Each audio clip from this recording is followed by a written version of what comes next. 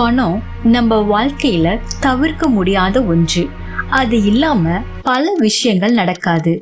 ஆனா அதே பணம் நம்ம முடிவுகளை தீர்மானிக்க ஆரம்பிச்சா அப்ப அது ஒரு ஆபத்தா மாறிடும். இந்த சுச்சுவேஷனை யோசிச்சு பாருங்க. நீங்க ஒரு ஆபீஸ்ல இருக்கீங்க, அப்ரூவ் பண்ண வேண்டிய இடத்துல இருக்கீங்க. அதுல ஒரு சின்ன மிஸ்டேக். அப்ப ஒருத்தர் வந்து சொல்றாரு, இதெல்லாம் பெரிய விஷயம் இல்ல சார், ஜஸ்ட் அட்ஜஸ்ட் பண்ணிடுங்க. அவர் ஒரு பெரிய பணமூட்டை தரல, ஆனா அந்த ஒரு வார்த்தை ஜஸ்ட் அட்ஜஸ்ட்னு சொன்னது, அதுதான் பரிதானம். பரிதானம் எப்பவும் பணமாதான் வரணும்னு இல்ல.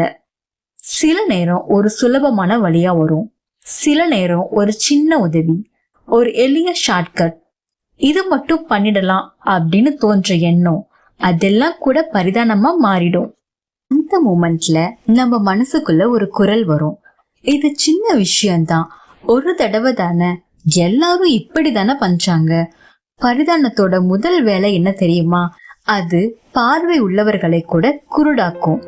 நமக்கு தெளிவா தெரிஞ்ச சரி தவறு ரெண்டுக்கும் நடுவுல ஒரு மங்கள் வந்துரும். தவறு மெதுவா சரின்னு தோண ஆரம்பிக்கும்.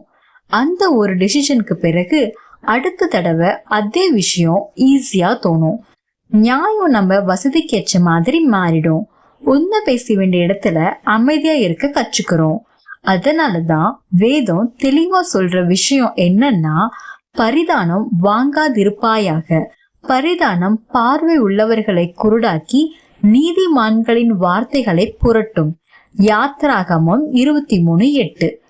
பணம் சின்ன விஷயமா தான் தொடங்கும், ஆனா நேர்மையை இழந்துட்டா அதுக்கு பெரிய விலையே கட்டணும். பணம் ஒரு சோதனை, ஆனா நேர்மை நம்ம கையில் இருக்கிற ஒரு தேர்வு. இந்த வார்த்தைகள் உங்களை கொஞ்சமாவது யோசிக்க வச்சிருந்தா இந்த வீடியோக்கு ஒரு லைக் கொடுங்க. இன்னும் இப்படியான உண்மைகள் கேட்கணும்னா சப்ஸ்கிரைப் பண்ணுங்க. இது யாருக்காவது தேவையா இருக்குன்னு நினைச்சா ஷேர் பண்ணிடுங்க.